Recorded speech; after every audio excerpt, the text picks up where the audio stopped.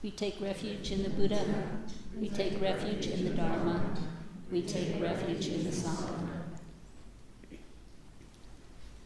So today I'm going to start with the story of a previous life of the Buddha. This one is called The Bull Called Delightful. So once upon a time, in the country of Gandhara in northern India, there was a city called Takasila. In that city, the enlightened being was born a certain calf. Since he was well-bred and for strength, he was bought by a high-class rich man. The man became very fond of the gentle animal and called him Delightful. He took good care of him and fed him only the best.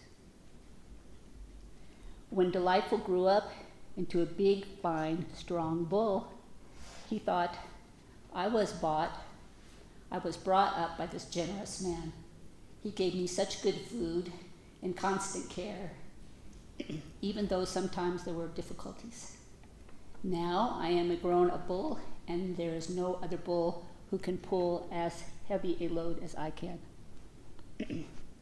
Therefore, I would like to use my strength to give something in return to my master. So he said to the man, Sir, please find some wealthy merchant who is proud of having so many strong bulls. Challenge him by saying that your bull can pull 100 heavily loaded bullock carts. So following his advice, the high-class rich man went to such a merchant and struck up a conversation. After a while, he brought the idea of who had the strongest bull in the city. The merchant said, Many have bulls, but no one has any bull stronger than mine. The rich man said, Sir, I have a bull who can pull 100 heavily loaded bullock carts. No, friend, how can there be such a bull? This is unbelievable, said the merchant. The other replied, I do have such a bull, and I am willing to make a bet. So the merchant said, I will bet 1,000 gold coins that your bull cannot pull 100 loaded bullock carts. So the bet was made, and they agreed on a date and a time for the challenge. The merchant attached together 100 big bullock carts. He filled them with sand and gravel to make them very heavy. The high-class rich man fed the finest rice to the bull called Delightful. He bathed him and decorated him and hung a beautiful garland of flowers around his neck. Then he harnessed him to the first cart and climbed up into it. Being so high class, the man could not resist the urge to make himself seem very important. So he cracked a whip in the air and yelled at the faithful bull, You dumb animal, I command you to pull, you big dummy. Well, the bull called Delightful thought, This challenge was my idea. I have never done anything bad to my master, and yet he insults me with such hard and harsh words. So he remained in place and refused to pull the carts. The merchant laughed and demanded his winnings from the bet. The high-class rich man had to pay him the 1,000 gold coins. He returned home and sat down, saddened by his lost bet and embarrassed by the blow to his pride. The bull called Delightful grazed peacefully on the way home. When he arrived, he saw his master sadly lying on his side. He asked, Sir, why are you lying there like that? Are you sleeping? You look sad. The man said, I lost 1,000 gold coins because of you. With such a loss, how could I sleep? The bull replied, Sir, you called me dummy. You even cracked a whip in the air over my head.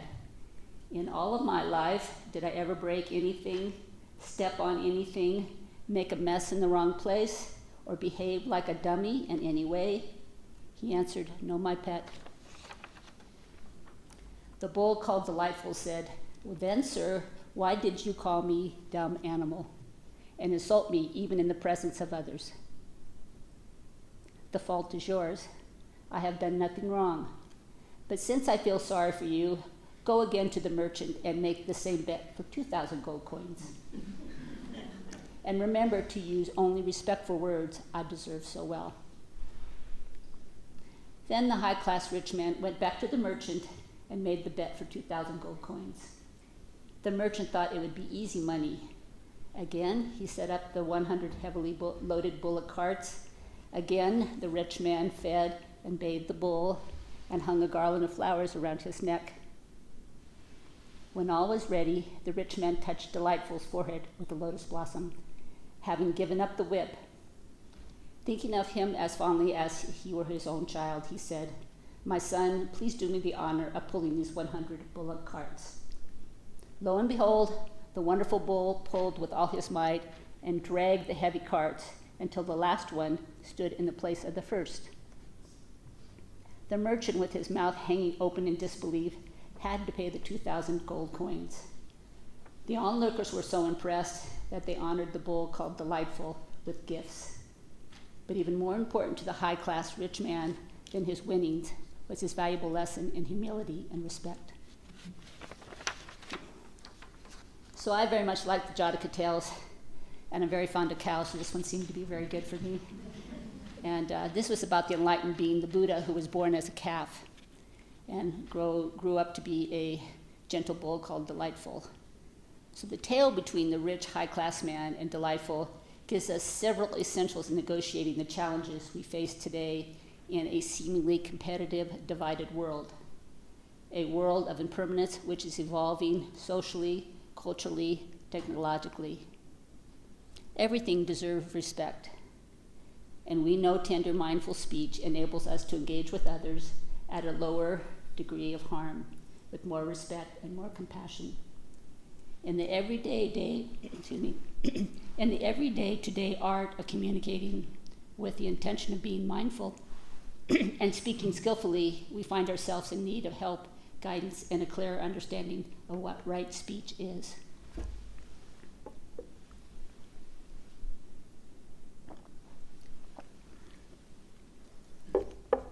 I just have to add, it's quite easy to see that Ranger, our community super mutt, certainly understands energy of kind speech and of frustrated speech. For some reason, mammals, and dogs for sure, have an instinct that's called opposition reflex. So Ranger's not being stubborn or willful when he pulls at the leash, or it's a natural response. When there's tension put on the leash, he responds by pulling. It's a natural survival mechanism to keep from being controlled or restrained, a kind of freedom reflex, if you will. So Ranger, being intelligent, playful, and a gentle bodhisattva that he is, refreshingly teaches me about tones, words, and actions of right speech in our daily interactions. He's a fantastic mirror, and I count on him to tell me the truth, just as things are. So the Buddha said about right speech, a statement endowed with 5 factors of right speech is well-spoken and not ill will. It is blameless and undaunted by knowledgeable people. Which 5? It's spoken at the right time, it's spoken in truth, it's spoken affectionately, it's spoken beneficially, and it's spoken with a mind of goodwill. By reflecting on these 5 concepts, we can cultivate more compassionate, mindful, and skillful communications, which foster positive relationships and contribute to universal peace and harmony. Communication, both verbal and body, are essential components of our lives. The words we choose, or sometimes the words that we reactively project, have a powerful impact on the state of our mind and those around us. They affect change, the feelings, the moods, and other information we receive from the 6 senses are to be directly noted, together with any attachment or aversion that arise. This process all begins with mindfulness.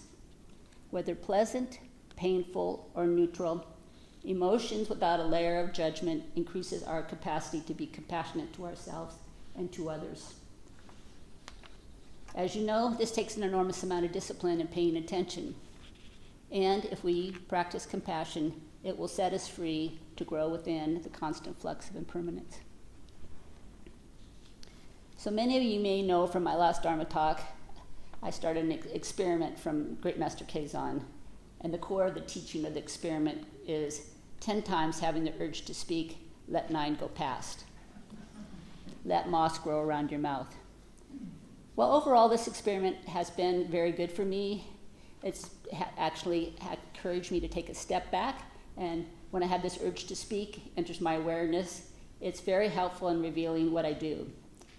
I also have learned that there are some times that I do actually need to do something, to say something, and sometimes silence is more beneficial and appropriate. So this is an ongoing experiment for me, and I'm really looking at how often I interrupt people, how often I run into a room thinking that I have the most important thing to say. The list is pretty long, but this little experiment has taught me a lot, and I'm ongoing with it. So I just thought I would share that I am making the progress of at least being aware of that, oh yeah, that's not such a good thing to just be quiet for a minute. So it's right there in that ongoing cultivation of one's wise discernment that we get a chance to get feedback. How am I doing on this slippery slope? If we are paying attention and take a moment at the end of the day to reflect, we immediately know how crucial wise discernment is. It is through daily practice that we fine-tune our wise discernment and our speech. It becomes glaringly obvious that judging or blaming yourself or others only adds to the karmic load. Have any of you heard 30 blows if you do, 30 blows if you don't? It's from a koan story which originated in the Tang and Sung dynasties, and it applies to our training today. We are, as practitioners, are very familiar with our own version of this koan, where we find ourselves in a paradoxical state of mind or a situation which requires us to make a decision. Do we do this, or do we not do this? Insight might arise over the myriad of times that you have to think of that particular, do I do this, or do I not do this? So you get 30 blows whether you do something, or 30 blows whether you don't, according to the koan, which I'm not going to go into, but I thought it was a very good simple example of how our daily lives provide us a lot of opportunities to find the truth for ourselves through that very action of what we're doing.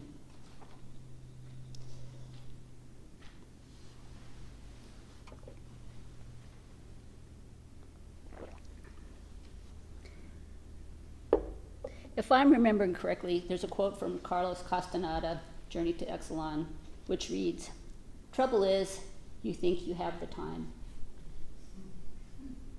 While not a direct quote attributed to the Buddha, it emphasizes the present moment and the impermanence of all things. I like it. It teaches the core teachings of mindfulness, impermanence, and the urgency to seek liberation from suffering. The quote highlights the potential for missed opportunities if one delays their spiritual journey, assuming they have endless time. Anything can and does happen all the time, anytime. So right speech is one of the hubs on the Noble Eightfold Path, which itself is the last truth of the Four Noble Truths. Right speech is core to the fundamental foundation for all Buddhists, which provides strength and energy for spiritual growth and peace. For all of us, the deepening of our understanding of the Four Noble Truths and the Noble Eightfold Path strengthens our commitment to the truth. This is how we mature spiritually. I just briefly want to say, I'm sure you heard it today, and many of you have heard it for many decades. The Four Noble Truths are pivotal to our spiritual lives. The first truth is suffering exists. The second, the cause of suffering.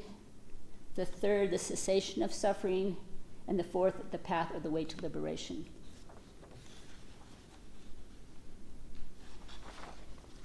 And right speech springs forth from the compassion of the fourth truth as one of the factors of the path to liberation. So I encourage each of us to continue our investigation, or to begin our investigation of the Four Noble Truths and walking on the path. The Buddha's compassion for us continues to show us how to walk the way for ourselves. And in brief, I just wanted to tell you about the Noble Eightfold Path.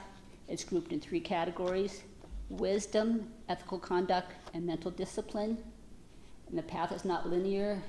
Rather, it's interconnected and is cultivated simultaneously, for those of you who can do that kind of stuff. It consists of the following concepts: right understanding, or right view, which is truly understanding the Four Noble Truths and the nature of reality; right thought, or right intention, cultivating thoughts of kindness, compassion, and nonviolence; right speech, right action, right livelihood, right effort, right mindfulness, right concentration. So today our focus is on right speech. And the Buddha divides right speech into 4 components: abstaining from false speech, abstaining from slanderous speech, abstaining from harsh speech, abstaining from idle chatter. With a little reflection, it's clear to see our speech and written word have enormous consequences for good or for harm. We are all each other's conditions. So there's something that really struck out in my mind when I was preparing for this talk that comes from, this is one of my favorite early books, it continues to be. This is by Bhikkhu Bodhi, The Noble Eightfold Path, The Way to the End of Suffering, which talks about the Noble Eightfold Path. It's dear.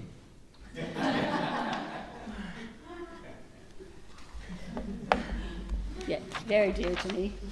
And I've read that book quite often, but for some reason this particular paragraph passed me by, and it's connecting some things which I'm experiencing that I'd like to share with you all. And Bhikkhu Bodhi says, "It is said that in the course of his long training for enlightenment over many lives, a bodhisattva can break all moral precepts except the pledge to speak the truth. The reason for this is very profound and reveals that the commitment to truth has a significant transcendence, the domain of ethics and even mental purification, taking us to the domains of knowledge and being. Truthful speech provides, in a sphere of interpersonal communication, a parallel to wisdom in the sphere of private understanding. The two are respectively the outward and inward modalities of the same commitment to what is real. Wisdom consists in the realization of truth, and truth is not just a verbal proposition, but the nature of all things as they are. To realize truth, our whole being has to be brought into accord with actuality, with things as they are, which requires that in communication with others, we respect things as they are by speaking the truth. Truthful speech establishes a correspondence between our inner being and the real nature of phenomena, allowing wisdom to rise up and fathom their deep nature." So thank you, Bhikkhu Bodhi.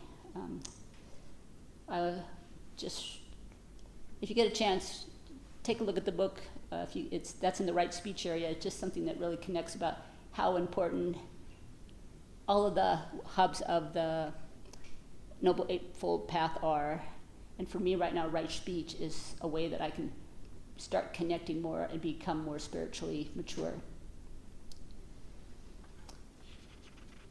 And although I do find this very inspiring and helpful, I also find it to be a very slippery slope, because I think I'm, here I think, that's number one problem, can't believe what I think.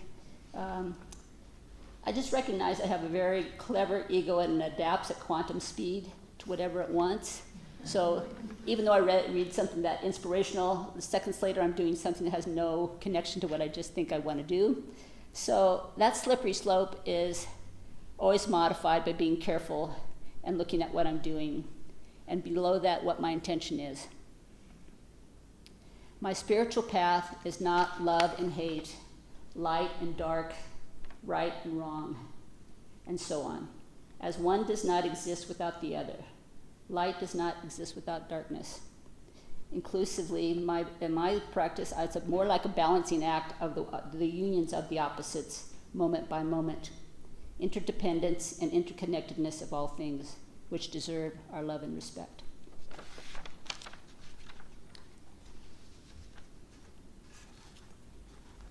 For me, the first step on the Noble Eightfold Path was experiencing and knowing for myself that suffering is dangerous. And to ignore suffering is to fall off and fall down on the path. But the antidote was just to get back up one more time than I fell down. So it is, you all will have your own first steps. Many of you have already been on the path for very long, much longer than I have, and it's still important to look what you're doing on the path, what you're stepping, and suffering is something you do want to know. You want to, it exists, and what's the path to make it cease? And that Buddha gives us this in the Noble Eightfold Path. So I'm going to switch back to speech for a minute. It's been written that avoiding harsh speech means that we shouldn't say things that are displeasing or unwanted by others. This is not what the Buddha taught and represents a common distortion of the Buddha's actual teaching. If this were true, we would never, for example, be able to raise difficult subjects with those who refuse to acknowledge their own harmful behaviors. So what is clear, without quoting the suttas, which I'm no scholar, so I'm going to bypass this, I'm going to paraphrase the section about this particular issue of harsh speech and what it means to say pleasing or displeasing things. But in my paraphrase, it's clear to say that we use words that do not bring evil to others is tantamount in using words that are pleasant and acceptable. So the connection there is harsh speech is not equal to disagreeable speech or unwelcome speech, as sometimes we find ourselves in a situation that requires us to say things that are unwanted or undesirable to those who hear them for the benefit of others. In those cases, we can learn how to express them with as much kindness and care as possible and appropriate with the situation at hand. So we could spend a lot of time on all of these things, but I'm going to move on since it's warm today. You've all been really great. So I'm going to just close with saying that as Buddhists, we practice cultivating our capacity and expression of compassion, empathy, and understanding. By actively listening to the other person and being fully present in the moment, the conversation can become more genuine and meaningful. We may realize this is not the right time and be willing to give up our view or our desired outcome, to reschedule rather than continue into unnecessary harm and distract from our own spiritual intentions. In other words, kindly bail out and move towards more spiritually beneficial activities, such as maturing our relationship with right speech, such as developing the ability to be still by looking inward, by getting back to the person when the time is right. Use right speech in a way that promotes spiritual development and in a way that is beneficial and harmonious. I'm focusing closely on kindness right now. So the rich, high-class man recognized his pride and reckless speech, and his relationship with the delightful was restored and strengthened by speaking the truth. We are all given another chance. It is up to each of us if we utilize kindness or not. So I'd like to offer merit universally to all things, and I thank you for all being here. Travel safely, stay cool, and carry on.